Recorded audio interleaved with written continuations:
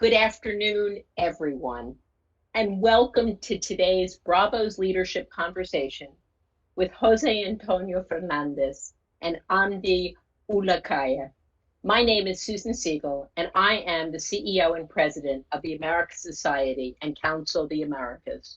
And it is a great honor for me to be with two global leaders as we explore the importance of social investment and the crucial role for companies to give back to the communities which they serve.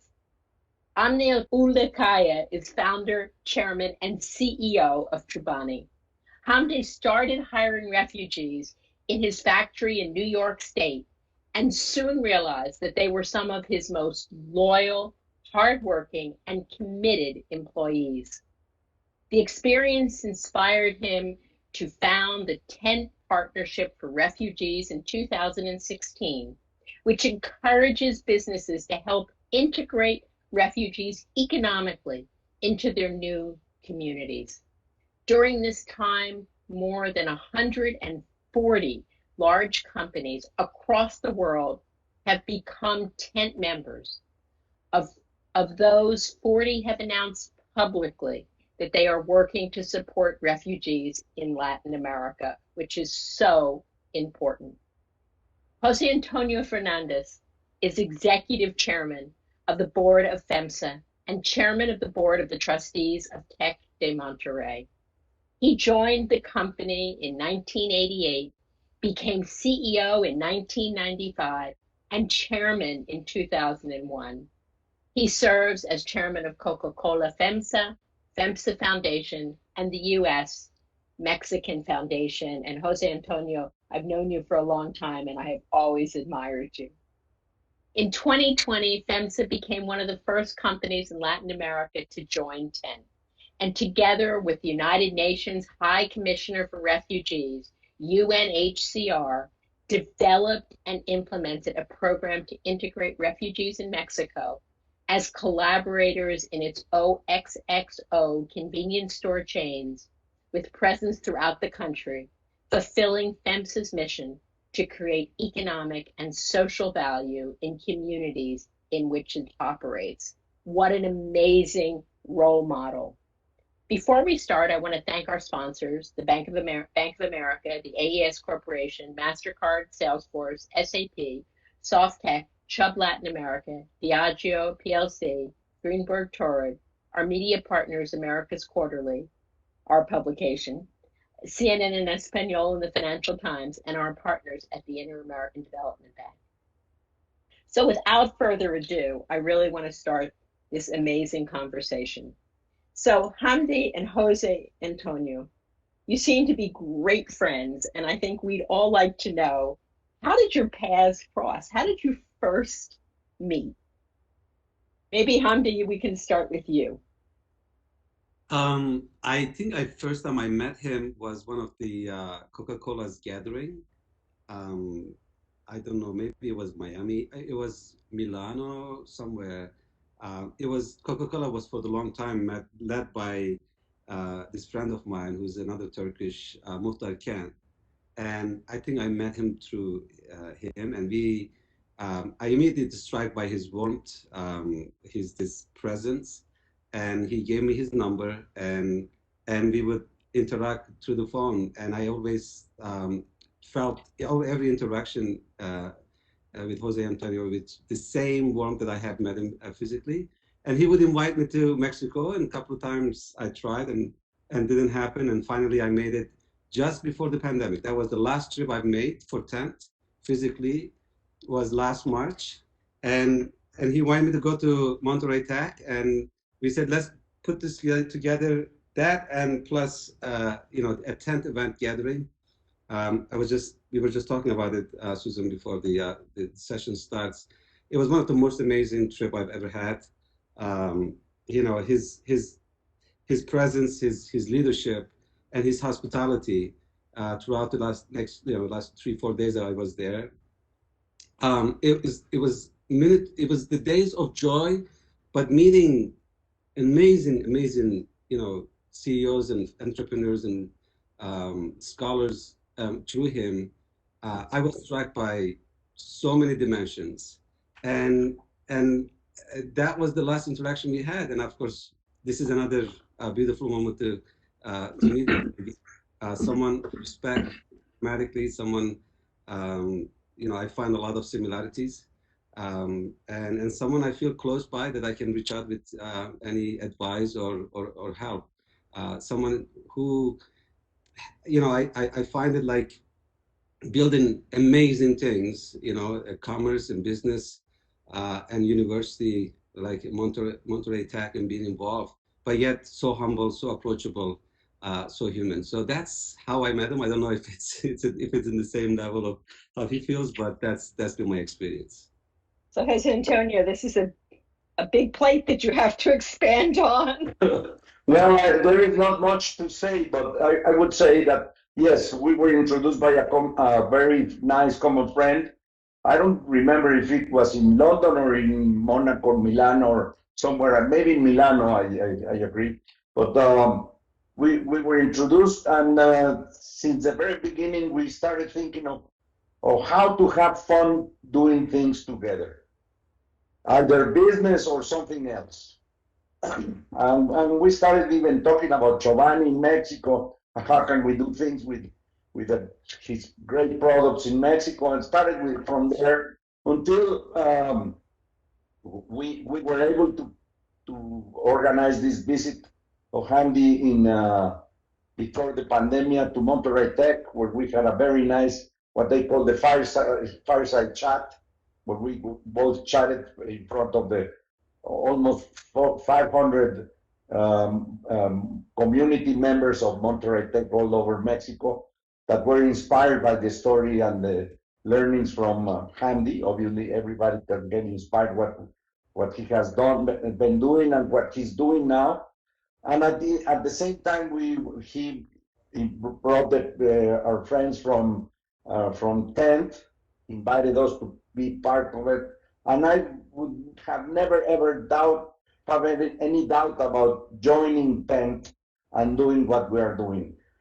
It's been quite a very good experience. It's an experience that is going to grow all over Latin America with us.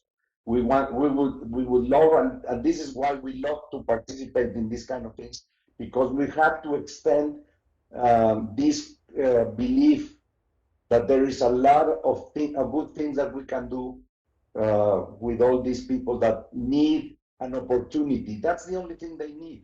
They are very good people. They have to leave their countries or their territories because of a need of an opportunity, and that's why we really have a lot of common views of how to do these kind of things. He's a real example of somebody that needed to move from his place to get an opportunity to do better things and to create value wherever in the world he was allowed to do it, and he's doing it now.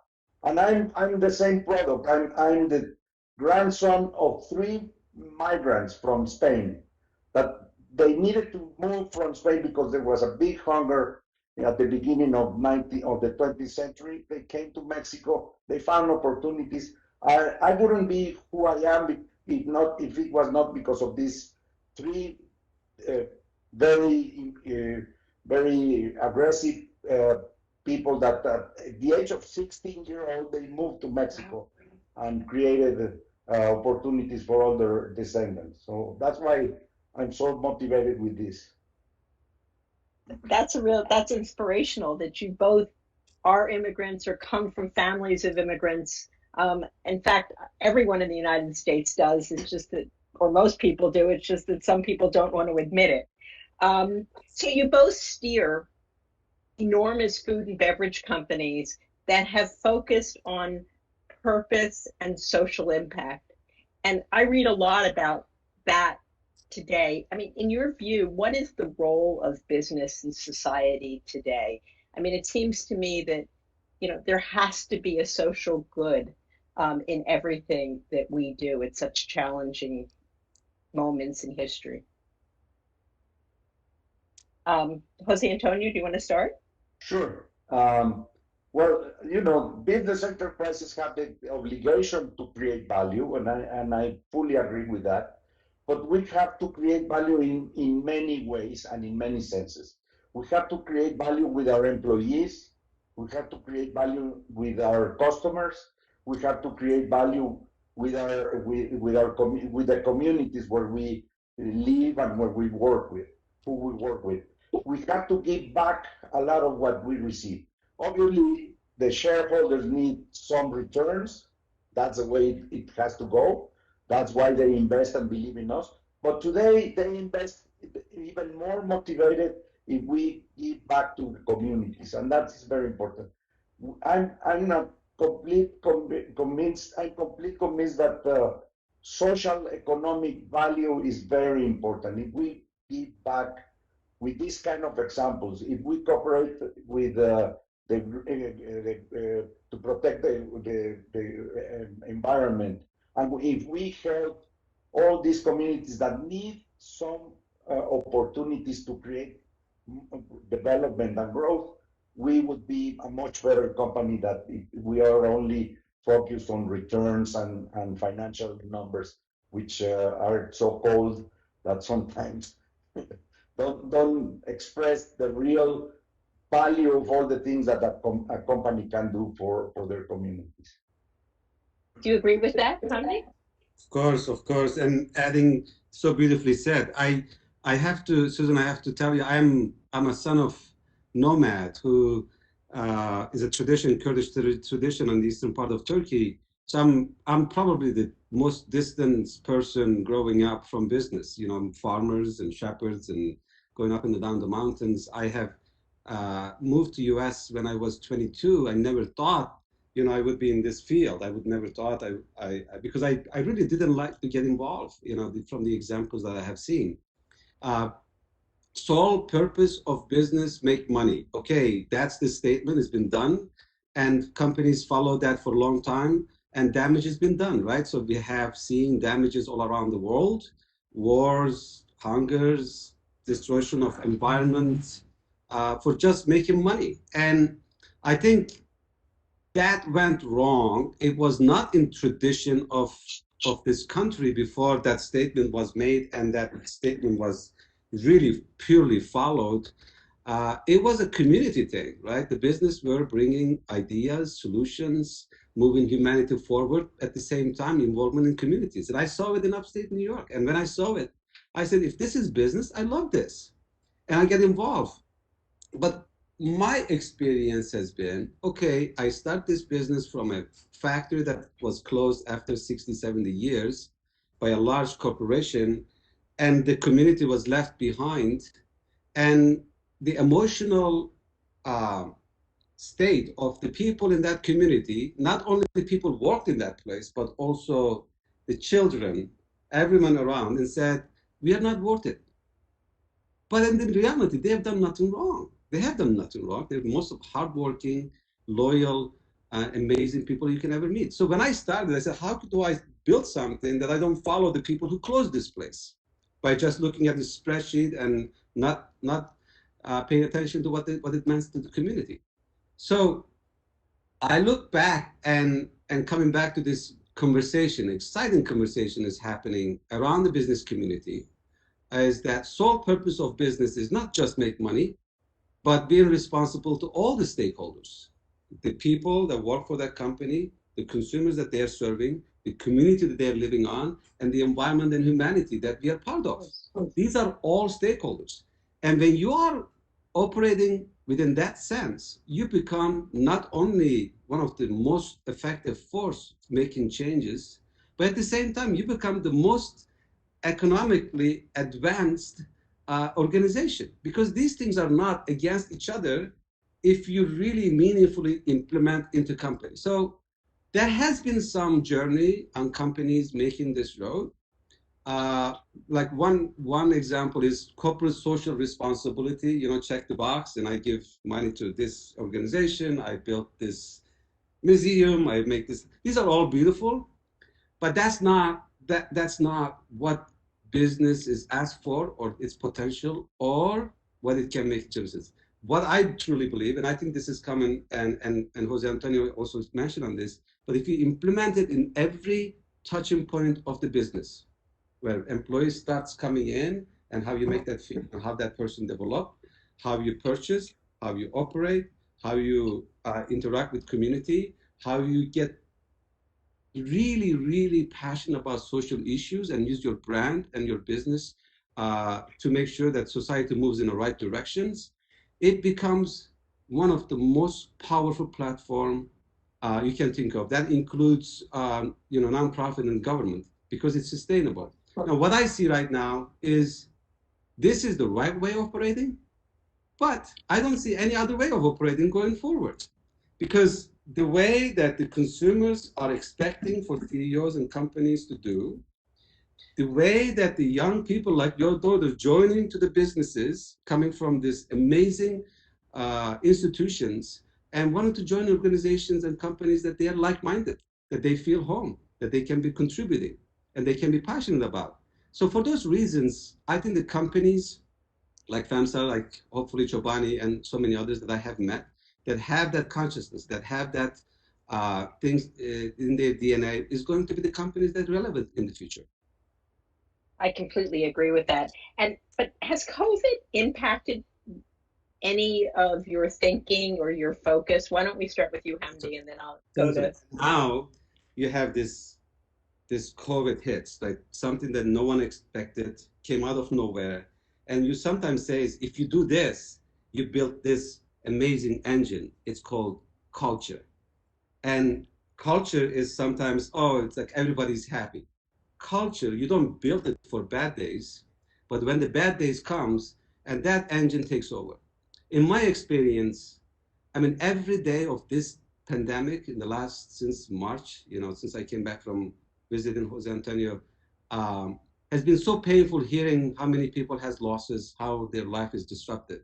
But it's been magical days in our operation every single day. I could not believe things had happened. I could not believe how people took over and took their personal times, sacrifice, and fight for not only for Chobani, but the community that they're operating in. And during this pandemic, Susan, we broke all the records that you can think of. And I'm not bragging about it. I'm just saying this stuff really, really works for business. We have innovated more than ever we did. We had shelf space more than ever we did.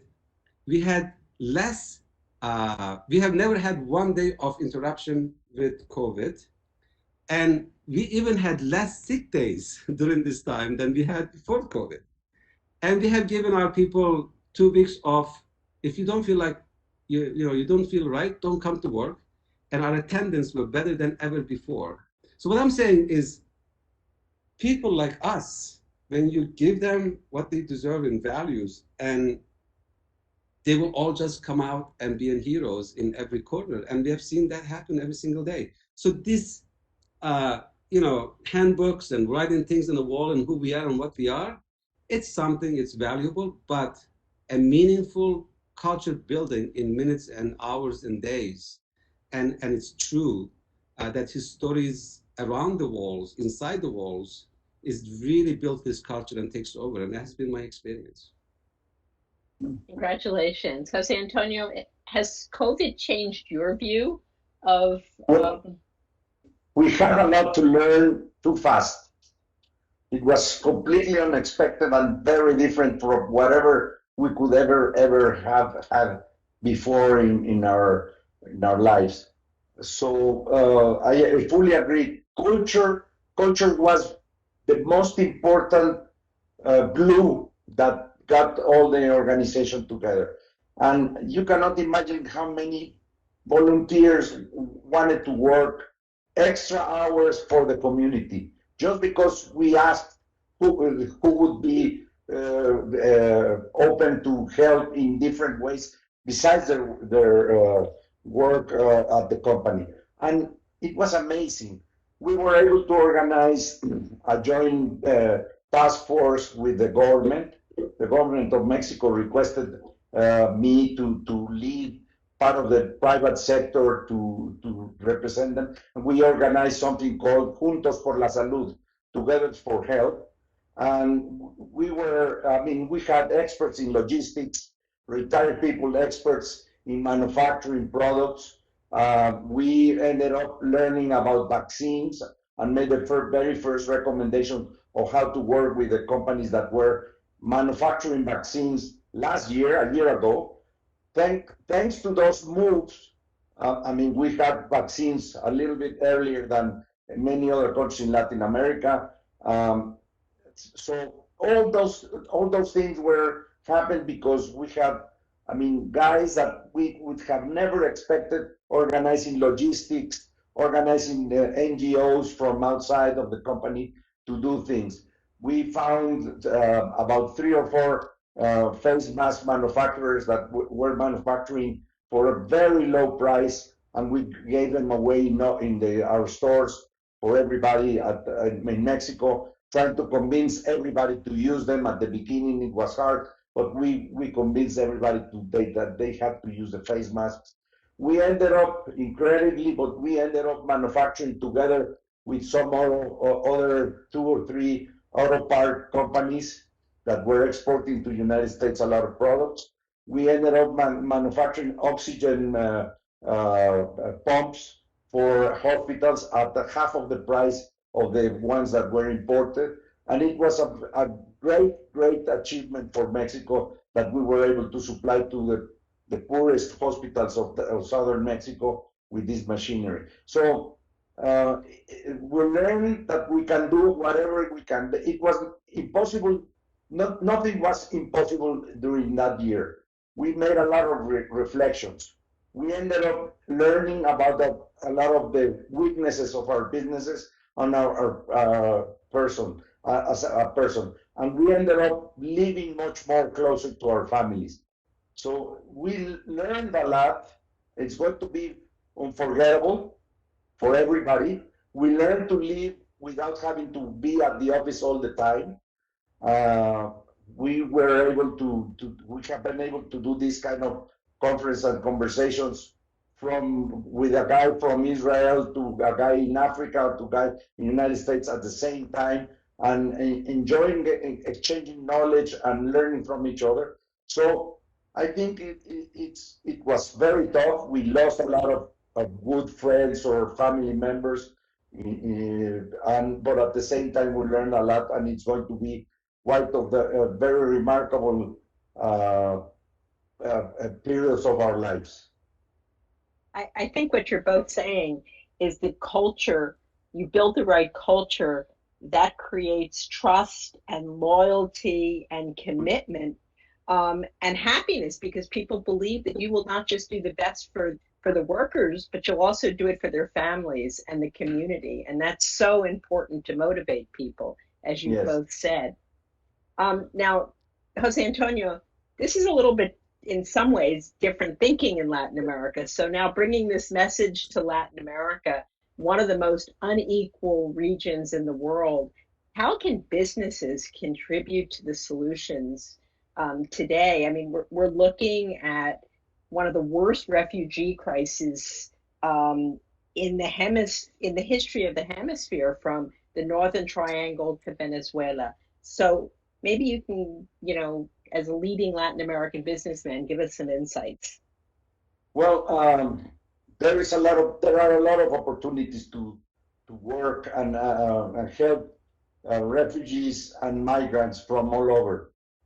Yes, we see a lot of people coming from the Northern Triangle through the southern border of Mexico to all over Mexico. And there are parts of Mexico where we had full employment and we needed more people to work with us. So we are hiring people to work at our stores that are refugees.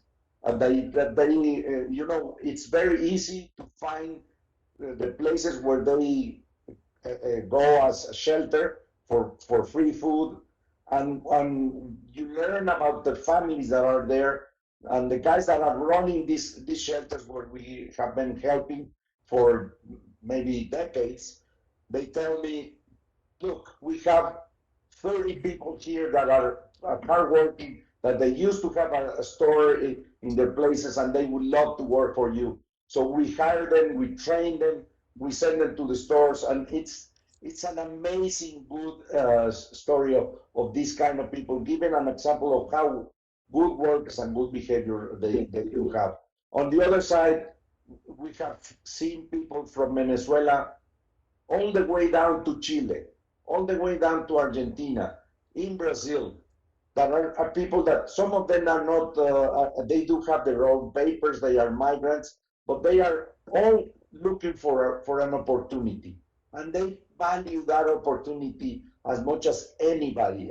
It's an amazing uh, example for our own people that they see how they care about the opportunity of obtaining a good a decent salary for some work. So I think that it's big. The need is much larger than the opportunity that we can bring alone. But there are a lot of companies that will be able to join us, and I'm sure that these kind of conferences will convince them that there are opportunities for everybody to create. So, Hamdi, you have created the tent partnership for refugees to mobilize businesses to support refugees. You spearheaded this, encouraged it in the private sector. Tell us more about Tent and what businesses can do to help alleviate the refugee crisis, in your opinion. Sure, Susan. I should have said it in the beginning. Thank you so much for making this happen. Thank you so much for letting me be here, part of it, and talk about this amazing, interesting, and important topics, and at the same time being part of your members, as an audience. It goes back to where I started in upstate New York with this old factory, and then hiring back everyone used to work there, and then hire more and more and expanding the geography. When I hit this town called Utica, which I used to live, and I heard that there were people from all around the world come and settle in this amazing town, which used to be a blooming, very populated town. But then people left and they settled these refugees in there, and so they were having a hard time finding jobs. So I went to a refugee center. This was very early on in Chobani. I said, "What is the problem?" And the lady there who was running the place and said, "Well, they don't speak the language, they don't have transportations, and they don't have training, and plus people are a little bit of afraid and skeptical because they have never seen people coming from Africa and Asia and all that kind of stuff." So I said, "Okay, these are not very difficult. So we are hiring, and our town in South Edmiston, the first person who had accent that was in the part of the community was Frank, who is from Sicily, who were passing by and thought that this town needed a pizza shop. So he opened a pizza shop. So he was the first person who had an accent, and I was the second one. Other than two of us, they had never seen people from recently coming from anywhere around the world. But I knew the people. I worked with them. I started a company with them. I really knew what kind of people they were. So I said, well, let's start. Let's start with hiring translators. We can put some buses, and we can train them in the work and see what happens. So I brought them into the company, and more came. And it became like, in this town, like a United Nations. We started having people from 19 different countries, 16 different languages. Our summer, family gatherings were like most beautiful things. Friendship were made, and stories were shared. And I have seen from plain eye, how these people were so much hardworking, so pleasant to be around, how much they were willing to be part of the community, and how much people in that town get affected by these stories, and understood that what we have is something that we cannot take just granted for, because these people have enormous stories, right? They've lost family members, they lost everything they had. They had been in camps, and some of them have been lucky to be accepted by United States to be part of here, but coming here hasn't solved the problem. For years, they were having so much hard time finding a job. And it's trouble. And having this access to this work, being part of a company and being shoulder to shoulder with some locals and making yogurt and building life back, being part of, being part of dignity, And when that was my community work, it wasn't like I was doing a refugee hiring. I had one idea. Anyone in the community wants to work and has some obstacles, we will remove those obstacles for them to be part of this dream that we were building. And the conversations start happening in Europe and in here on refugee topic being used for the political reason, and hurt me so much because so many of my brothers and sisters in the company was so beautiful human beings, and every one of us, we were hurt by these conversations. So I brought CNN into the plant and say, look at all these people. We work all together. What is the problem? And I tell you what's the real story here. And these are the most dedicated, hardworking, and most friendly people you can think of. And these are the benefits that we get it from the people being part of this company. And the absence of that will create this and this and this and that. And from that idea, I thought this access to job makes magic. And I narrow it down to one line. That line was, the minute refugee has a job, that's the minute they stop being a refugee. That's the minute they start building their life. That's the minute they start being part of the community. That's the minute they stand in their own feet. And I said, this is just magical. And I went to Geneva and had a meeting with UNHCR and some other companies. And there, when I understood the magnitude of this problem, that there were millions, tens of millions of people all around the world, that they were left because of the war, persecution, famine, and they live in refugee camps in cities and towns under enormous, bad conditions. And the average time of a refugee in a refugee camp is 18 years. Only a small portion of them will have a chance to go back to where it came from. They lost everything. And this is a human potential is wasted. And if it's not channeled in the right direction, it will come in a very bad way into a society. Because if you don't channel it in the right way, in the wrong way will come.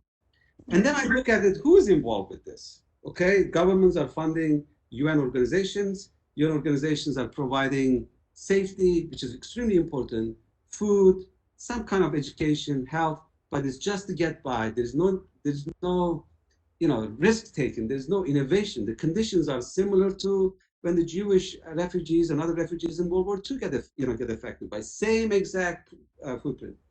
And I thought, if the business community gets involved, imagine what we could do with this. So I started TAMP with that idea of bringing business community together by just in this motion of let's hire them, let's train them, let's use our supply chain wherever we are, because we have arms and legs and all across the continent to get them, our suppliers, to put these people into the workforce. And we started with 4 companies in Davos.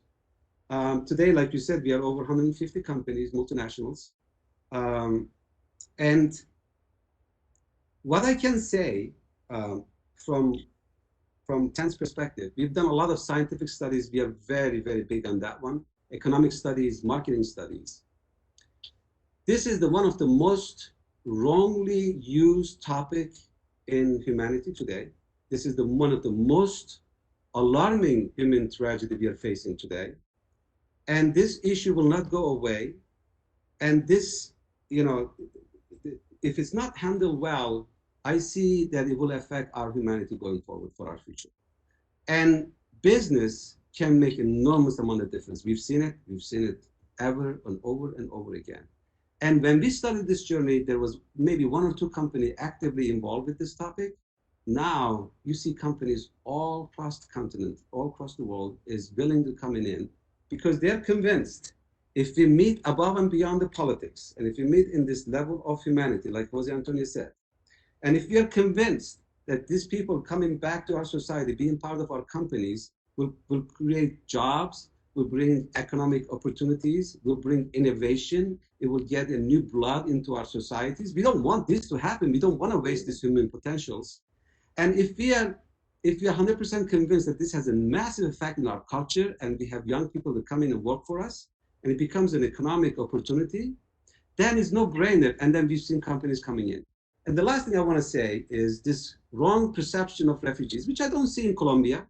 I've seen the most beautiful way of Colombians handling this, but I've seen it in Europe, I've seen it in the US, I've seen it in so many places, where wrongly identified as if they're coming to take over your society, they're terrorists, even though they are the ones who's terrorized. They need branding work. Refugee work needs a branding work. And the CEOs, companies like FEMSA, when joins and says, I publicly support refugees and I'm hiring them, and it's good for me, it's good for company, and it's good for our community, that identity gets to be elevated. And those people get benefit from wherever they are, even if you're not hiring them, because as a company, you put your brand next to this humanitarian crisis. So on the branding side, we need companies to participate. And I really am a lot hopeful now than I was, 4 or 5 years ago. Because if you look at the business, like Jose Antonio said, we know how to fix things. We know how to go fast. We know how to innovate. We know how to find solutions. And if it's this exciting area, then it becomes a passionately involved that you see everyone in the company gets involved. So I find, I look back in the last 4 or 5 years, is friendships being built with the CEOs and coming together and spending time, breaking bread, sharing meal, and finding a way to help the most vulnerable people in the world. It has been one of the best gifts I've had through this journey. Congratulations. We're going to come back to that, but Jose Antonio, so FEMSA is a member of TEN and has been supporting refugees and migrants in a number of ways in Mexico. Could you tell us, you told us some things, but could you tell us a little bit more what you've been doing, and how do you appeal to the Mexican private sector to get them involved in TEN? Because clearly there are Central American and Venezuelan and many other refugees coming to Mexico or being stranded in Mexico. Yes. First of all, we really have an undeniable priority to try to be at the forefront in diversity, equity and inclusion. We have to be an example in Latin America. It's a must, and we're learning and trying and working to do it. And participating in TEN, the first important thing is that all the other 300,000 employees we do have all over Latin America open their eyes and they say, wow, this company is really caring. So it's a very important message, internal message for all our people. And they took it and embraced it very, very warmly. Second, we know that Latin America is going to be having this kind of trouble, unfortunately, for years. And we have to cope with that, with all those trouble. And we have to turn it into a positive thing for everybody. So we are generating job opportunities to refugees. That's what I said since the very beginning. Because I think we're learning how to be much more responsible, and we are much better good TEN partner. We want to not only be fulfilling the jobs that we are asked to do, but even feeding back opportunities and learnings to TEN on how to best practices on how to do these things, because we learn in every case that we hire from a refugee, from wherever. Some of them need only some training, but they need some help for their families and for where they live, how close from the factories they can live, etc., etc. So this partnership really encourages all other Mexican and global companies to do it. And we have learned a lot of things. I want to read to you some of them because they are important. In OXXO and in FEMSA, we have learned, first, inclusive and diverse companies generate 35% more value to their business, not only embracing inclusion, but only doing these kind of things. The customer values today that we are part of TEN, even our customers. Refugees bring new skills, new experiences, and teach our people new things. so good things, There is talent gap that they can be reduced through bringing new guys from outside. Integrating refugees also from the Latin American community can reap the benefits of talented workforce while supporting the region's economic recovery. We need to help the economic recovery of Latin America. And at the end, fine-tune OXXO's refugee hiring scheme. We have to replicate it all over the core businesses that FEMSA has in Latin America, like Coca-Cola FEMSA, like FEMSA Logistics, and all the other businesses that we do have there. So we are completely convinced that this is, even though it looks like we are doing something good for the community, for these refugees, they are doing very good things for FEMSA, and we're benefiting from doing it. So that's why we want to replicate it all over our divisions in FEMSA. And how do you encourage other companies in Latin America to do the same? Well, our human resources people have an organization together with the other companies of Latin America, in Mexico, in Monterrey, in Colombia, in Chile, and where we exchange practices and we participate, giving the examples and explaining how good this practice has been for us. And some of them are asking, even we are asking our suppliers from OXXO, and they are starting to practice with the same kind of thing, That's terrific, because that's one of the ways to really get more momentum, obviously. Exactly. So what has your experience been with your employees and your consumers to FEMSA's work in this space? Well, at the beginning, this is very new in Mexico, and very new in many places. But I think that after this pandemic event, that everything is new, and we're learning from all kind of new things that never expected. Who would have been who would have told us that we would be needing to wear face masks and being vaccinated all over the world, everywhere in the world, all the restaurants closed, whatever that happened with this pandemic affected our lives and the lives of the world. It's been incredible. So this is one of the things that has to be learned. Accepting and working with refugees and migrants is something that has arrived and is going to be only growing and benefiting the whole Latin America continent. We do have to do it. And as I mentioned before, our employees and are very open and happy to see this. At the beginning, they were concerned that these new guys, were going to displace or take away their jobs. But no, there are places, as we were discussing before, like in New York, where there are places in Latin America, small cities or towns where they have full employment, and we cannot find new people to help us. And that's where we can bring migrants. Thank God. Obviously, they don't go where there is no full employment. The refugees are wise enough to go where there is hand labor needed also by themselves.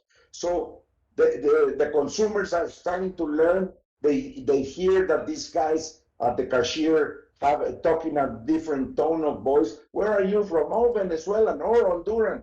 Oh, you talk like from Veracruz. No, I'm not from Veracruz. I'm from El Salvador. Oh, that's nice. So that kind of conversation, they say, wow, are you working here in Mexico? Yes, of course. And I'm very happy and very grateful. They are the best ambassadors for the company, So it's a very good positive image for the company. And I think it's going to be very helpful to any company that adopts this policy of looking for them. Thank you. So Hamdi, refugees and the broader issue of immigration is, a politically divisive. We've seen it in a number of countries that are getting an increasingly large number of refugees, like Colombia, even Mexico, frankly, the United States. And so, you know, why should businesses step up? And I'll combine it with another question. With the new administration, how do you see this affecting the crisis in the region and businesses willing to get involved? And I'm going to ask you yet one other question to tag on to that. How do we change the sentiment in the United States to make people understand that refugees and immigrants are good? They help create value, they create more jobs, they don't take away old jobs. They should just listen to you, the way that you just simplify it. And it's been I mean, I am only an immigrant 20 years ago to this country, but I understood this land really well.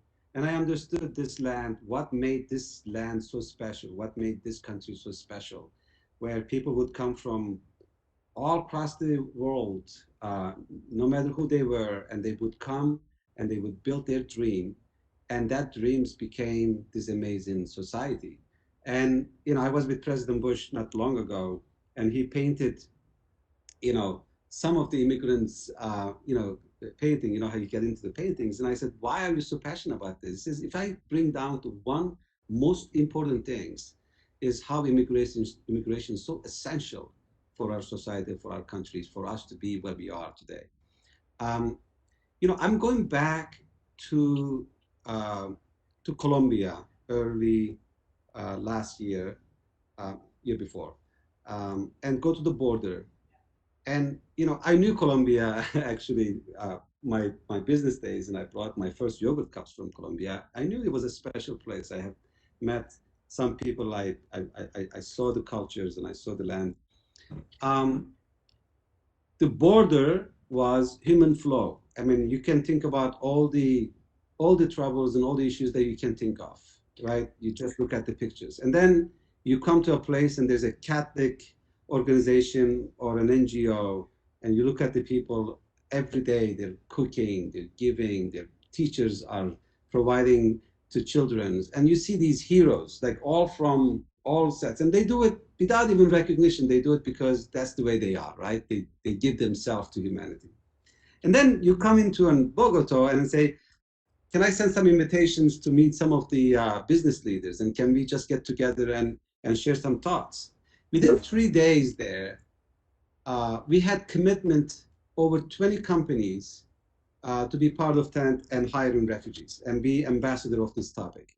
And there, talking to ordinary people, he said, of course we're going to receive them, because when we were in trouble, millions of our citizens went to Venezuela, and they were so hospitable for us. And of course, we're going to return the favor, you know, years and years after.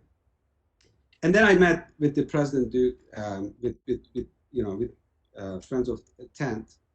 And then you come back and you watch, and we had an event here after some of these companies came in here, and they publicly announced their commitment.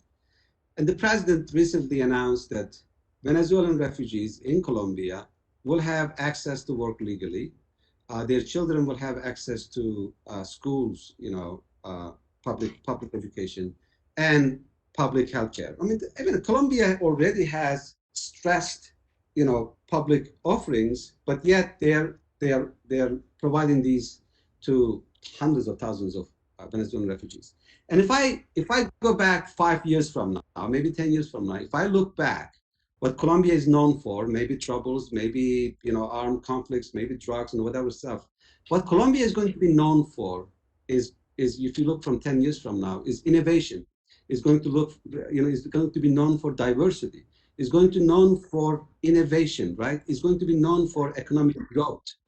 And these are the decisions that you make. It might be a little bit difficult in time, but it's an investment in society.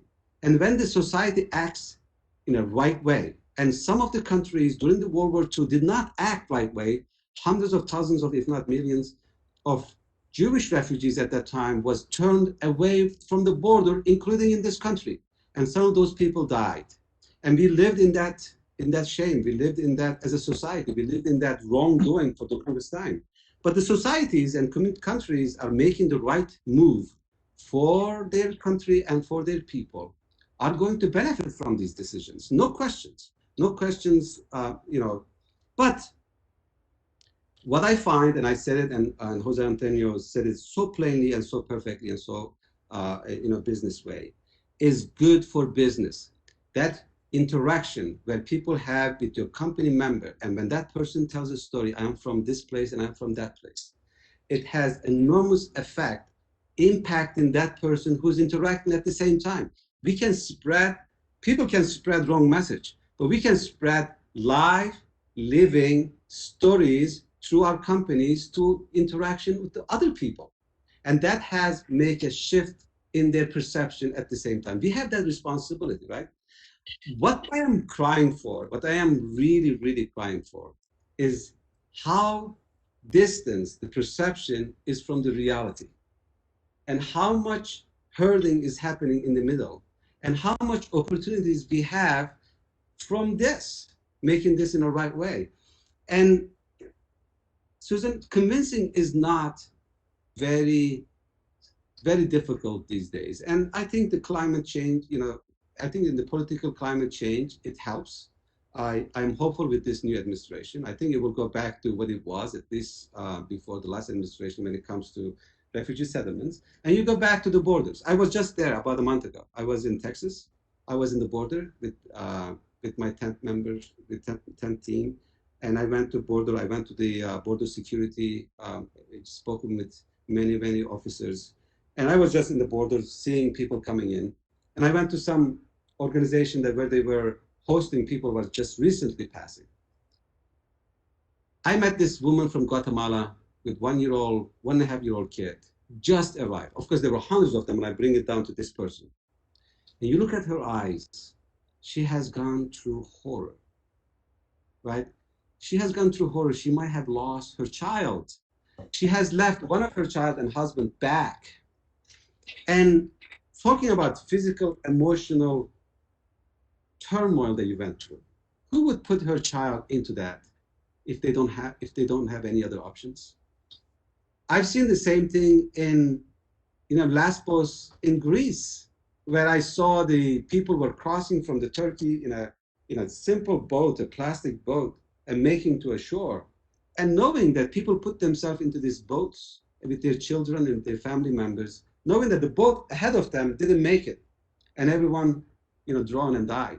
Who would put their children, and we all have children, who would put their children into a boat and put them through that, knowing that 50% chance I'm not going to make it, because I have no other chance.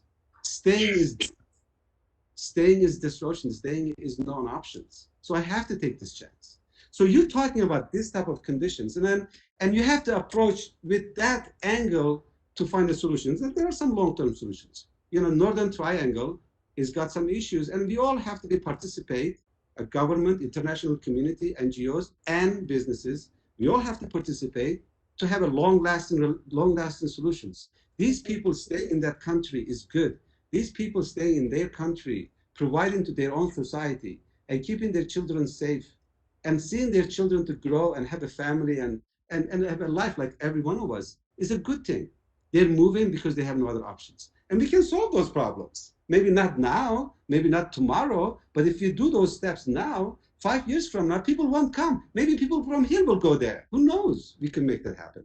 So we have to apply those approaches. And I think there are some conversations, and I'm part of it, that I am hopeful that these long-term solutions with governments and businesses and NGOs and ordinary citizens, like I saw in the border in Colombia, getting involved and being part of these solutions. And political climate leadership, extremely helpful. But that can come or go. But the business is sustainable. We can always be there. We can always stay true to our promises and true to our cultures. Look, I think these fundamental problems, these big problems, do not have quick solutions. They don't. But if we make the right steps and if we make the right coalitions, it can be solved really, really, really, really dramatically. Great. So I'm going to ask you each a question, and we don't have very much time. In fact, we have 3 minutes. So what is your call to action today to businesses and leaders listening? If you had to say kind of 3 things, what would you say, Hamdi? And then I'm going to ask you, Jose Antonio, exactly the same question. When it comes to the topic of refugees, I say one thing: hire them, and you won't regret it. And having seen these people next to the locals and building relationship and studying their life, you will see magic happens in all dimensions: human dimension, society dimension, and business business practice dimensions. So what I say is hire them and see magic happens. Jose Antonio, what do you say? Well, I think it was very, very well expressed and explained by Hamdi when he said the danger that these refugees are running away from to look for an opportunity to have a work and to have a future, give a future for their kids. They're really running away from very harsh, very difficult places to look for not only a peaceful place, but for an opportunity to work and deliver. You will, I'm convinced that if we hire those guys, those families, we give them an opportunity, they will be the most grateful human being to the company, to the country, and to their other companions and colleagues where they work for. They add value. They are very creative because they need to be creative. They bring ideas, different ideas on how to do things. And our own people are really amazed of the gestures of hiring these kind of people. This is a new learning that we have to do, but we have a lot of opportunities because all kind of suppliers and customers can do the same. We will be able to evolve towards a very new, different environment. These people bring a lot of their traditions, the way they eat, their food they cook. It's different from ours. We learn from them, and then there is, you go to New York and you see Mexican food, and you can find very good Mexican restaurants because of the migrants. Then, and that's a new business. They are creating value with all those things.